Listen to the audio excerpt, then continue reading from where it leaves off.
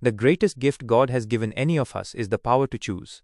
Ed Thomas's father was an alcoholic, and his mother, Arthurine Weil Thomas, was a devout Christian. When Arthurine married Roy Thomas, she didn't know he was an alcoholic. Before they were married, Roy went to church with her every Sunday, and one Sunday he went to the altar and said he had given his life to Jesus Christ. After they got married, however, Roy spent less time at church and more time with his friends at the local tavern. Roy never drank at home, because Arthurine did not allow alcohol in the house. This didn't stop Roy from drinking, and his drinking didn't stop Arthurine from pursuing her relationship with Christ. She was at church every time the doors were open. Arthurine did not hide in embarrassment or make excuses for her husband's drinking. She had married a man who turned out to be different than what she had believed. Instead of complaining or ending her marriage, she chose to move forward, loving her husband at home and praying for him in church.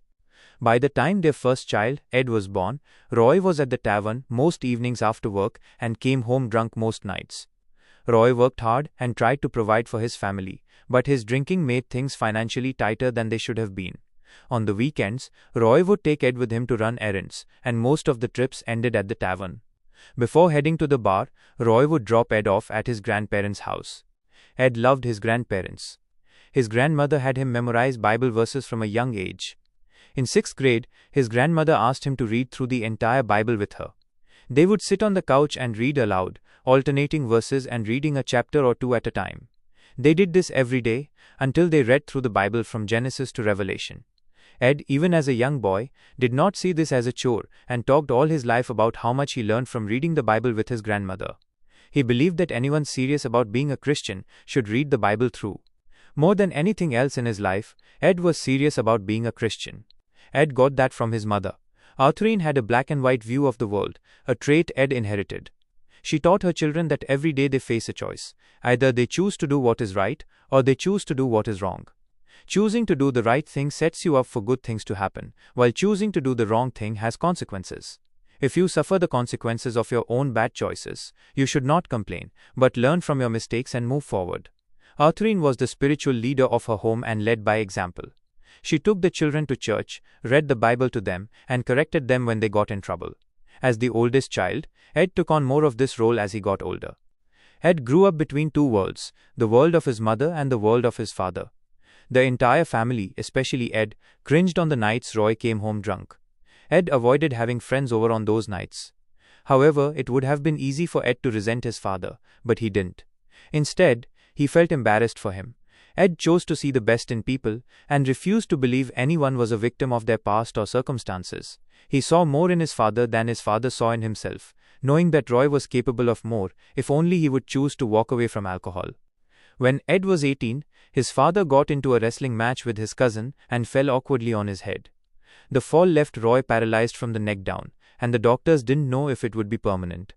Roy eventually regained full use of his arms and legs, but the experience changed him. He went through deep withdrawal during his 4 months in the hospital and never drank again after he went home. Although Roy did not become a church-going man, he became engaged in his 2 youngest children's lives in a way he had never been for Ed or for his 2 oldest daughters. Ed never resented the father his younger siblings had.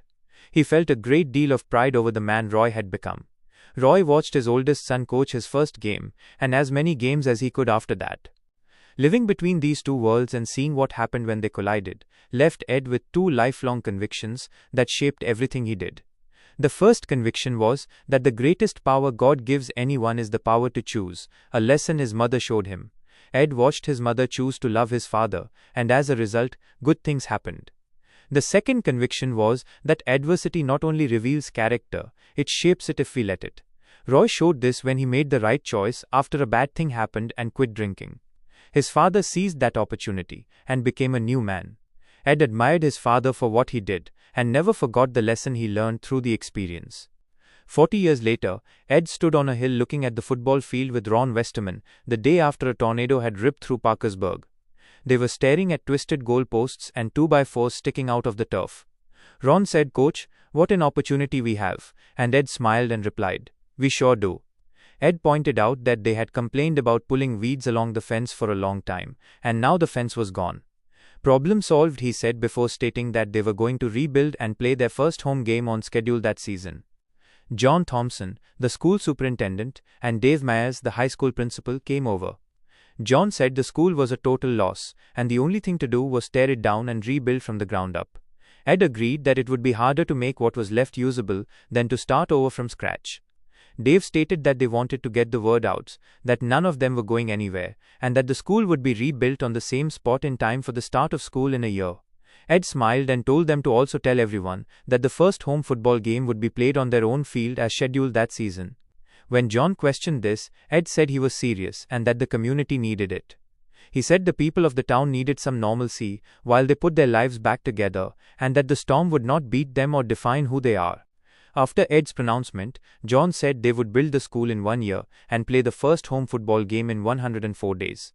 He said they had officially lost our minds, but Ed replied that they had just set themselves a good goal, and if you're going to set a goal, you might as well set one worth fighting for.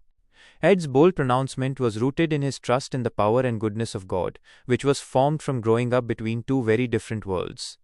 He never wavered in his conviction that God presented him and the entire community with a choice about how they would respond. For Ed, this was not about football, but about choosing to trust in God's wisdom and plan.